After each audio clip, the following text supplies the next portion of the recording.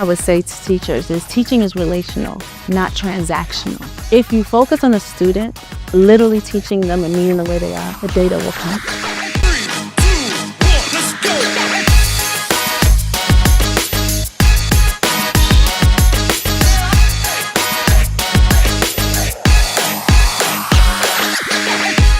Our guest today is an exceptional educator whose passion for teaching and learning goes far beyond the classroom. With over a decade of experience at Friendship Schools, she serves as an instructional specialist, an AI enthusiast and mentor, an English language arts curriculum innovator, and mentor to students and educators alike. Born in Paris, France, and of Ghanaian heritage, she brings a unique global perspective to teaching. A Friendship Teacher of the Year honoree, CEO Choice Award winner, Empower Ed Fellow, and a proud member of NATE's cohort at Yale University. She exemplifies excellence in education in the highest form. Welcome, Yvonne Tackie. Thank you. So you know you're one of my favorites. Yes, and you are one of my favorites as well, and everyone knows that. Let me tell you, I love you because your passion and your sincerity radiates everywhere you go. It's not just about the outcomes that you produce. It's really about the people that you touch. I remember about 2 years ago when we were looking at the academic outcomes for Friendship students post-pandemic. And it was a nail biter. We were all thinking, oh my goodness, what is this going to look like? We knew that the team had invested the work. We knew that the students had invested the work and the parents had invested the work. But you never know until you actually get those numbers. Right? And Friendship was ahead of the pack. I mean, you truly led the city, not just in growth, but in proficiency and student achievement and college readiness. And so I simply wanted to understand how you do it. I'd like for you to start off by telling me about your why. Okay. Why do you do this work? And what do you think makes the difference? What don't we see behind the numbers that generate such amazing student outcomes? Thank you for that. I think my why is mainly how I became a teacher. I came to the United States at 9 from Ghana, and I had a really great teacher, Mrs. Olson. And I was pretty much one out of 2 Black children in the classroom. But she made me feel welcome. She built a relationship with me. She made the class instruction based on like where I came from. She asked me to show the students where Ghana was located on the map. We talked about what Ghana has. She literally highlighted like the Gold Coast of Ghana, and I was like, yeah, that's what we're known as. So she basically built a strong relationship with me, and what ended up happening was I wanted to please her. And so I found the joy of learning and going to school and not missing any days because she literally empowered me. And similarly, when I got older, I was like, I want to be a teacher just like Miss Olson, because it was a huge transition for me, and I was not ready to be in the United States with an accent and not having friends and just feeling awkward.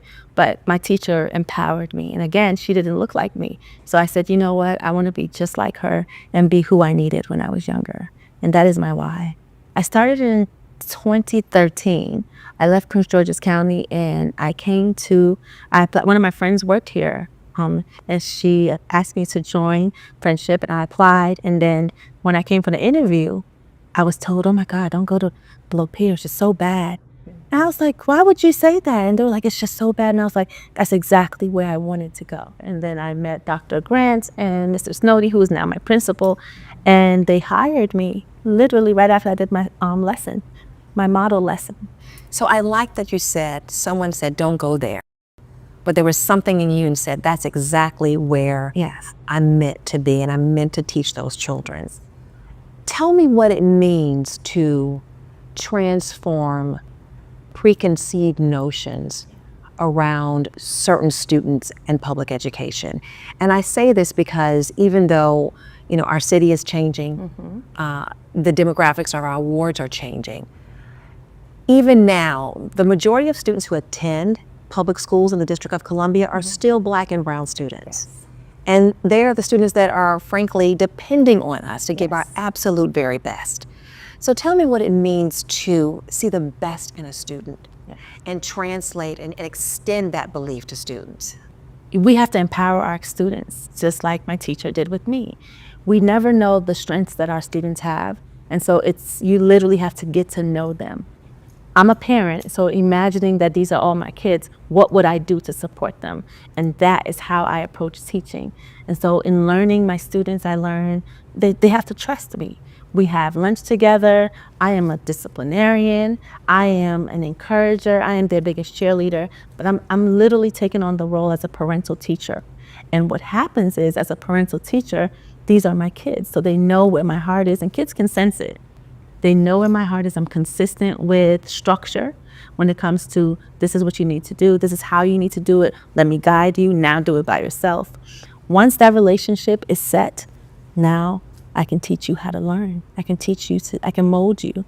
And that is pretty much how I approach teaching. Literally thinking about this holistic child and making sure that I'm a parental teacher.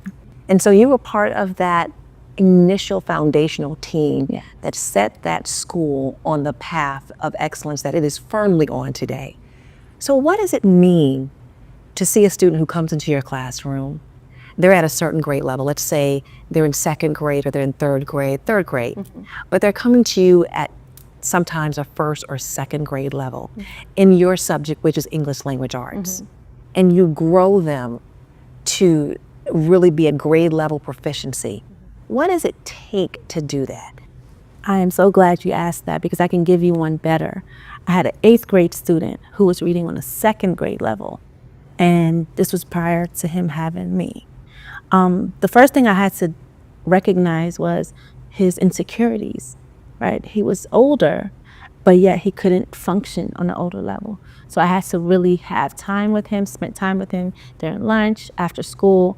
I called it detention, but it really wasn't detention. They just sat and did their homework, and then I supported them, right? What I did was I really worked on his strengths, and he was already a leader in the class. He was big in stature, but he was a leader. The kids liked him. So then I reminded him of his strengths, and I said, well, you know what? When I was younger, I had difficulties too. So normalizing challenges. I normalized the challenge, and what I did was I just met him where he was, exposed him to grade level text, even though he was on a second grade reading level. He had an IEP, gave him all his accommodations, and just modeled how he is able to attack a text that is on his grade level, but using all of the differentiated accommodations that he had. Once that happened, he felt empowered. He started participating in class. I gave him homework. He attempted to do it. A parent came and was really upset with me, like, why would you give my son homework when you know he can't read? He was standing next to me and he was tearful. And I said, it's okay. I said, he actually can read. And he's been reading for me, and he will tell you that. She was like, well, he don't read. I said, but he's doing really well. And I just want you to we are partners, continue to work with him. And I'll be working with him at school as well. So even though she cursed me out, she understood, like, I am here for the betterment of your son. And I'm not even judging him. Long story short, he is amazing. He grew based on his level. And then now, when I was at Southeast, he reads for other students. And he was in high school. And so that is how, you really have to empower our students, because you have to remind them of their strengths. Everyone has strengths. I am not a great dancer, but I know how to attack a standard, so it's like everyone has strengths, and that is what teachers really need to focus on. Is that more commonplace than we would know? Absolutely. I think that I always make this analogy, like the people who were in wars rarely get to write books because they were in the war. But the people who weren't in the war are able to write the books. So a lot of teachers do this from the heart. We call it heart work. And you're not really thinking about pretty much documenting what's happening. You're just in real time existing and making sure you're creating changes. So I strongly believe, especially here at Friendship, we have a lot of great teachers that do the hard work that you don't see. I don't even know if truly tenacious teachers realize That they are. how powerful and tenacious they are, and how impactful their stories can be, and informative and motivating and inspiring they can be to others. So I appreciate that story. So, We asked you to come on the podcast to talk about AI, but I couldn't let this moment pass without really digging into your why, because you are such an impactful person and such an impactful teacher. So you're using AI. How does this new technology fit into the priority of growing academic strength and growing academic mastery and competency? How do you use it to make it work? AI has been revolutionary for all educators. And I really want to give a special shout out to Dr. Ivy and Miss Kimberly Campbell, because I was taking AI classes. They were they were free, and I wanted to know more about it. And this was my challenge for me, like, let's see what this is really about. And what it really encompasses is giving teachers their time back. So during my Jurassic years when I was a teacher, we had to come up, we went to school to be teachers, so we learned the pedagogy behind the content. Now, we don't have a lot of teachers who went to teacher colleges. We have people who are transitioning into teaching based on their why. And so the AI literally makes it so much easier to create lessons, scaffold for students, accommodate them, create exit tickets within seconds. And what the teacher then has to do is really study what they need to do in order to implement the lesson. And so AI has been able to support with creating assessments, creating PARC stems or CAPE stems. Explain to us what that is. Yes. So creating a CAPE question stem is literally using, for example, a standard, and then it creates a question that will be aligned to the question students might see on an assessment. And what it does is, it's not teaching to the test, it's literally using what the kids are doing today and creating questions that they will have to answer so they can learn the structure of how to respond to an open-ended question. And I love that because it makes it not only relevant, but culturally relevant. Magic School AI will create a question based on where your students are located. Meaning I can type in Ward 8 students and create a main idea about a mural.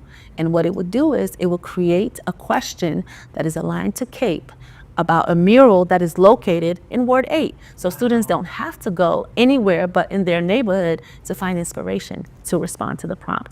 Now that is the revolution. And that's interesting because you hear a lot of critics around AI that say it's culturally insensitive. Yes.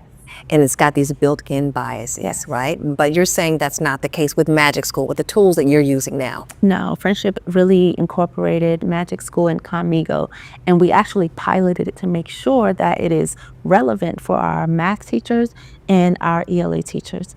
One of the feedbacks we got on Insight last year was the teachers were tired, because if you are any ELA teacher, we have essays to grade.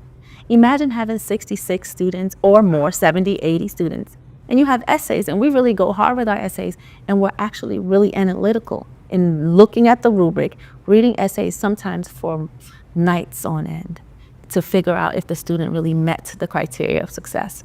Now, this past interim, the feedback from teachers was great. They were so happy because not only did they get their time back, they were able to upload rubrics in the AI. And what it did was it didn't grade it for them, but it told them where the students had their strengths on the rubric and where they had their deficits. So it made it easier to grade. And so that is what's happening with AI. Very strategic and intentional. So what do you see as the next phase of your work? You've got teachers now, are they in the pilot phase or they're full implementation phase? They're in the full implementation. We piloted at Standard University. And then that was our phase 1, teacher exposure, making sure that teachers are able to use it so they wouldn't be burned out. Because we want to keep, teacher retention is major. Absolutely. So we want to keep teachers retained, we want to support them, and we want to provide things that are useful for them. And that the second phase will be student facing. But right now we have student facing for Conmigo in the high school. And that is the next phase, to be able to have something where students are really being supported by the bots on the AI. And let me explain what that looks like. For math, Conmigo is easy because everyone knows Khan Academy. Conmigo is for the high school students because they can incorporate their classwork and it guides them on what it is. And teachers also can grade That's the math area. For the ELA teachers, what I'm working on right now is making sure that if I am writing a topic statement and I'm in class, the teacher models, okay, we're going to write a topic statement. Write a topic statement about whatever the subject is. The student writes it. Now use the AI to try to strengthen it. So the students all use AI to strengthen it. Now let's do a remix topic statement. You have to choose your original thoughts and then enhance it with what AI taught you and then create it. What we are doing is very intentional, but the students have no idea. We're teaching them how to create topic statements and essays with the AI support, because what happens is we're going to take it away the next week. And guess what? You automatically now remember all the different components the AI taught you to incorporate in your topic statement. This is what the next phase will look like for ELA. So that goes to the heart of a real concern, right? The risk, right? Is AI doing the work for students, or will AI do the work for students, right? Are you cheating with AI?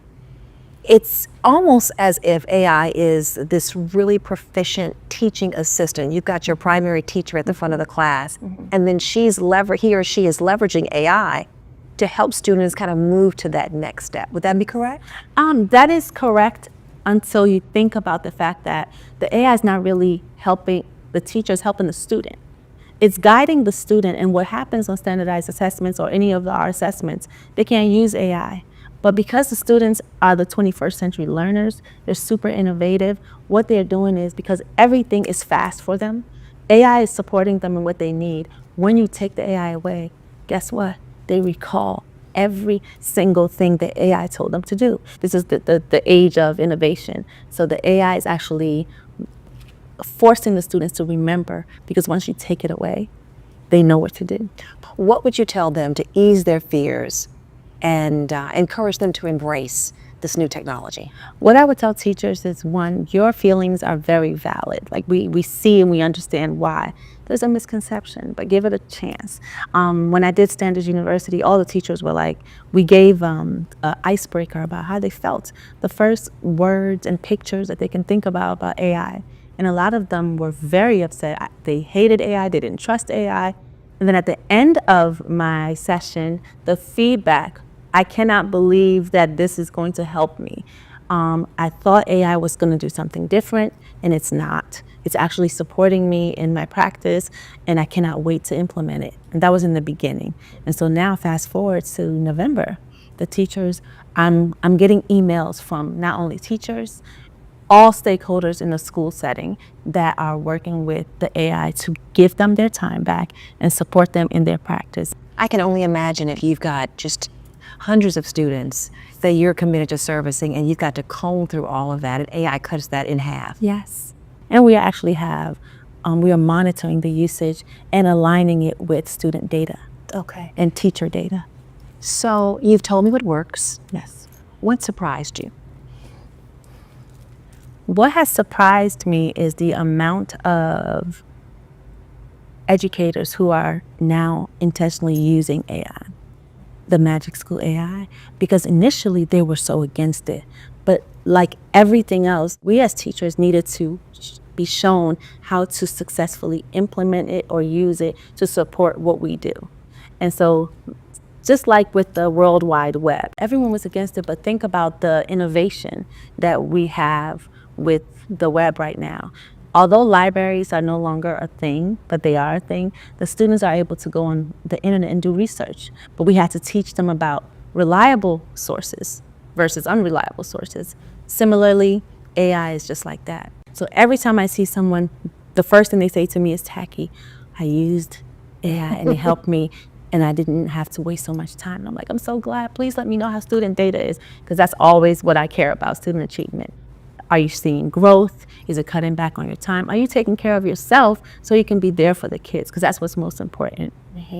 But yes. So the advent of AI and practically any other tool that's introduced at schools, ultimately the goal is to generate these outstanding academic outcomes, which we celebrate, which are highlighted in the media through these assessment scores, right? But we know that that is perhaps 1/4 of the equation. Yeah. What advice do you have for teachers who are seeking to replicate the same scores that you and your team at Friendship Ideal have achieved, but they're struggling, right? They're so focused on achieving these scores, but they're having a hard time getting there. What would you say to them? The first thing I would say to teachers is teaching is relational, not transactional. If you focus on a student, literally teaching them and meeting the way they are, the data will come. But if you're super hyper focused on data, you're not highlighting what's the student's strengths. If you focus on the student, and I want this is a charge, I want teachers to do action research. And what that looks like is support the students, meet them where they are, give them everything that you can give them, because teaching, again, is relational, and watch what happens. What do you want to do next? What do I want to do next? No limitations. Oh my God, what do I want to do next? No limitations. I want to have my own girls' school. I want to be able to pour into girls the way that we have all of these male initiatives with our male students, because it was based on data, right? It was based on the boys getting locked up early, not having enough mentors. If you really look at statistics, there are more girls going into jails, going into group homes, going into detention centers now more than ever. And so my thought is, who is guiding these girls? It's not their fault, right? I want to be able to have my own girls' school where we are going back to the basics of teaching them about themselves, teaching them about empowerment, teaching them about really facts about women throughout history, so that they can understand, like, you do have a superpower, right? And now let me teach you about reading and math and social studies and science and everything else. But just making sure that they have a safe space. That is what I want. I believe you're going to do it.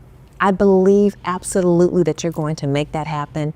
Listen, thank you for having the courage to strike out and do something different. Thank you. And thank you for modeling excellence. Thank you. In practice, in mentorship, you truly do embody the best of our educators, and we're grateful for you. Thank you so much for the opportunity. I genuinely move with students in mind. When I was at Below Peers, one of my students, I was eating lunch. Him and a group of his friends walked up on me and said, "Miss Tackie, you gonna leave?" And I said, "Where am I going? Is there something, do we need to get ready to leave?" They said, "No. Is you gonna leave?" And I said, "First of all, it's not is you, it's are you?" And then they said, "Because all of our teachers leave us." And I said, "Well, I'm only leaving if you want me to leave." And of course they were like, "No, we don't want you to leave." That was the grade that I stayed with from 4th all the way to 8th grade. And when I left, they were mad because they wanted me to come to high school. And I said, "No, I told you all I was going to stay with you, and now you're leaving." And that is when I transitioned to become an instructional specialist. So whenever I make a shift, it's definitely based on student need, student want, and it fulfills me. So I want to thank you for always highlighting that, because like I said, when you're doing it, it's not really work, because it fills me up. It makes me feel good, and I love it. So thank you.